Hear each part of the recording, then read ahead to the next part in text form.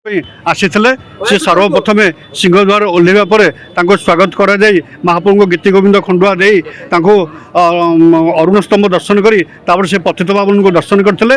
ତାପରେ ସେ 22 ପାହାଚ ଦେଇ ମୂର୍ତ୍ତି ମଣ୍ଡପରେ ଆଶୀର୍ବାଦ ନେବା ପରେ ମହାଲକ୍ଷ୍ମୀଙ୍କୁ ଦର୍ଶନ କରିଥିଲେ ଏବଂ ଗଣେଶଙ୍କୁ ଦର୍ଶନ କରିଥିଲେ ଏବଂ ପଞ୍ଚପାଣ୍ଡବଙ୍କୁ ବଟବୃକ୍ଷ ଦର୍ଶନ କରିବା ପରେ ମାତା ବିମଳାଙ୍କୁ ଆଶୀର୍ବାଦ ନେଇଥିଲେ।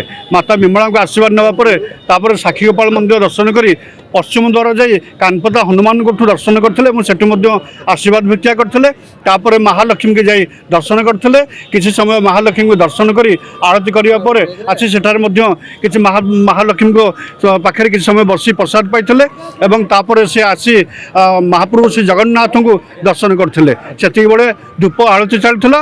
ଭିତର କାଠ ପାଖରେ ଯାଇ ସମ୍ପୂର୍ଣ୍ଣ ମହାପ୍ରଭୁଙ୍କର ଆଳତୀ ଦର୍ଶନ କରିଥିଲେ।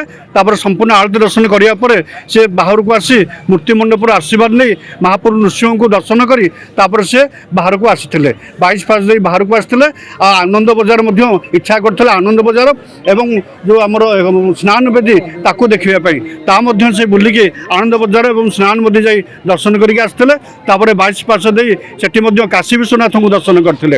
କାଶୀ ବିଶ୍ୱନାଥଙ୍କୁ ଦର୍ଶନ କରିବା ପରେ ତାପରେ ପତିତପାବନଠୁ ଆଶୀର୍ବାଦ ନେଇ ବାହାରକୁ ବାହାରିଥିଲେ ଏବଂ ସମସ୍ତଙ୍କୁ ଜୟ ଜଗନ୍ନାଥ କହିଥିଲେ ଏବଂ ସମସ୍ତଙ୍କୁ ମନ୍ଦିର ବିଷୟରେ ବୁଝୁଥିଲେ କେମିତି ନୀତିକାନ୍ତି ପରମ୍ପରା ବିଷୟରେ ଆଲୋଚନା କରୁଥିଲେ। ଆଉ ମହାପ୍ରଭୁଙ୍କୁ ଦର୍ଶନ କଲାବେଳେ ବହୁତ ଭାବବିହ୍ୱଳ ହୋଇ ସେ ମହାପ୍ରଭୁଙ୍କୁ ଦର୍ଶନ କରୁଥିଲେ। ଆଉ ଭାରତର ମଙ୍ଗଳ ପାଇଁ କାମନା କରୁଥିଲେ ଆଉ ବାଂଲାଦେଶର ମଙ୍ଗଳ ପାଇଁ କାମନା କରିଥିଲେ।